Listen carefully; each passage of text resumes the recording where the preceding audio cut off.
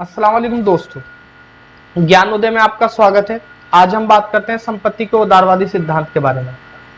संपत्ति राजनीति विज्ञान के अंदर महत्वपूर्ण विषय, हालांकि इसे अर्थशास्त्र से संबंधित विषय माना जाता है, लेकिन संपत्ति और राजनीति के अंदर गहरा संबंध है, इसलिए संपत्ति का अध्ययन राजनीति के अंदर भी किया जाता है।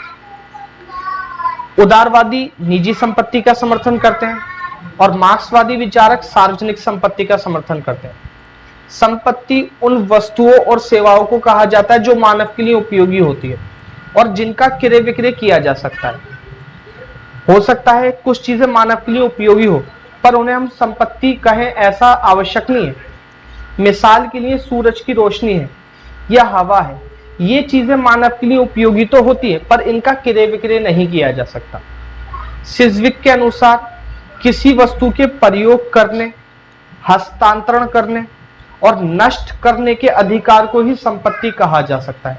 आर स्मीवार्दम के अनुसार जब एक वस्तु पर किसी व्यक्ति की मांग को समाज और राज्य स्वीकार करता है, तभी उसे संपत्ति कहा जा सकता है। तो इस तरीके से संपत्ति के ऊपर अलग अलग लोगों ने अलग अलग तरीके से अपने विचार दिए। संपत्ति की कुछ विशेषताएं हैं। सबसे पहली विशेषता है कि संपत्ति के अंदर स्थायी स्वामित्व का गुण होना चाहिए। दूसरा, वस्तु दुर्लभ होनी चाहिए ताकि उसकी मांग बढ़ सके। वस्तु उपयोगी होनी चाहिए ताकि उसका क्रय विक्रय किया जा सके। और संपत्ति के अंदर या वस्तु के अंदर स्वामित्व परिवर्तन का गुण होना चाहिए, तभी किसी वस्तु को हम संपत्ति कह सकते हैं। उदारवाद हालांकि एक बहुत बड़ी विचारधारा है और सभी उदारवादियों ने निजी संपत्ति का समर्थन किया है, लेकिन उदारवादी विचारधारा में भी समय के साथ साथ कई परिवर्तन आए। प्रारंभिक उदारवादियों ने निजी संपत्ति का समर्थन किया और प्रारंभिक उदारवादियों ने निजी संपत्ति का समर्थन किया और व्यावसायिक स्वतंत्रता पर अधिक बल दिया, जैसे कि एडम स्मिथ या हर्बर्ट जे स्पेंसर। फिर धीरे धीरे करके उदारवादी विचारधारा के अंदर बदलाव आया, परिवर्तन आया। उदारवादी राज्य के हस्तक्षेप का भी समर्थन करने लगे और कर प्रणाली का निर्धन वर्ग के कल्याण का समर्थन करने लगे, जैसे कि जे.एस. मिल या टी.एच. ग्रीन। और आधुनिक उदारवादी तो राज्य की भूमिका को बहुत ही महत्वपूर्ण मानते हैं। इनका कहना यह कि राज्य अर्थव्यवस्था में बहुत बड़ी भूमिका निभा सकता है, जैसे कि हॉब्स हाउस।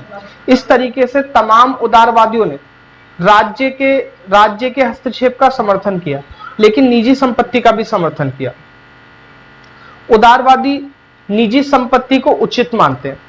उदारवादियों का मानना है कि संपत्ति मनुष्य का प्राकृतिक अधिकार है और मनुष्य ने जीवन, स्वतंत्रता और संपत्ति की रक्षा के लिए राज्य बनाया। एडम स्मिथ, माल्थस, हर्बर्ट जे स्पेंसर, ये सारे उदारवादी विचारक हैं जिन्होंने निजी संपत्ति को कई आधारों पर उचित साबित करने का प्रयास किया।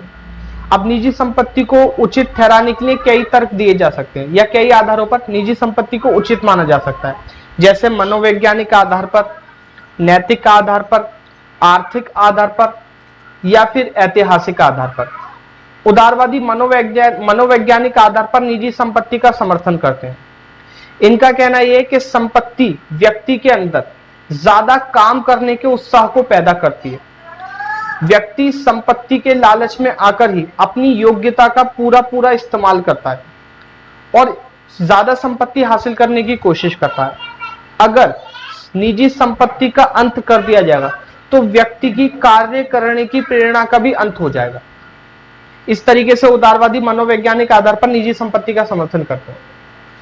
दूसरा, नैतिक आधार पर।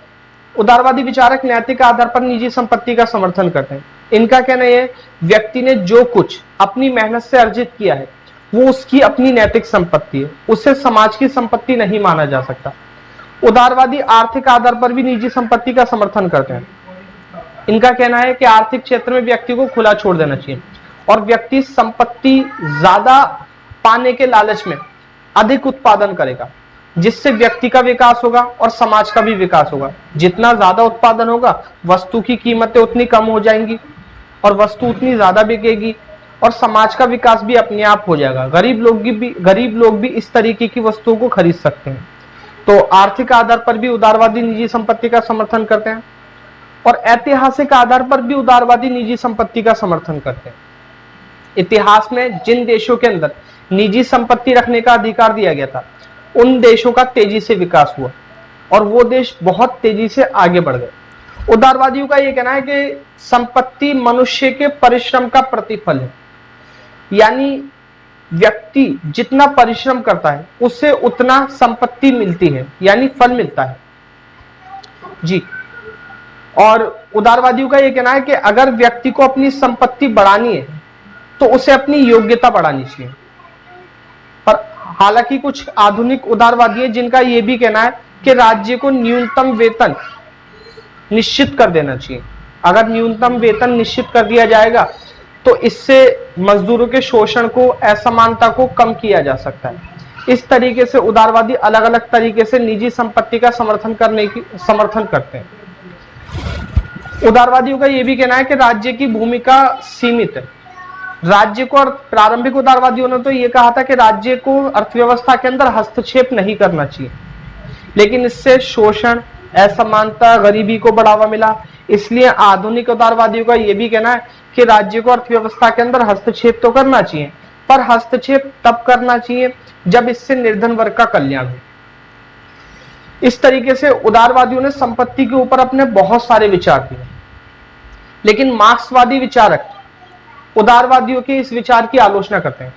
मार्क्सवादी विचारकों का यह कहना है कि निजी संपत्ति शोषण को बढ़ावा देती है, असमानता को बढ़ावा देती है, इसलिए निजी संपत्ति को खत्म किया जाए। मार्क्सवादी विचारक ये भी कहते हैं निर्धन वर्ग के कल्याण से या कर प्रणाली से असमानता को खत्म नहीं किया जा सकता, इसलिए निजी संपत्ति को खत्म कर देना चाहिए, तभी समानता आ सकती है। मार्क्सवादी विचारक ये भी कहते हैं कि सभी बुराइयों की जड़ निजी संपत्ति है। व्यक्ति संपत्ति के लालच में ही बुरे बुरे काम करता है, इसलिए निजी संपत्ति को खत्म कर देना चाहिए। तो आपको ये वीडियो अगर अच्छी लगी तो लाइक करें, शेयर करें और इसी तरीके की वीडियो और पाने के लिए सब्सक्राइब करें। तब तक के लिए धन्यवाद।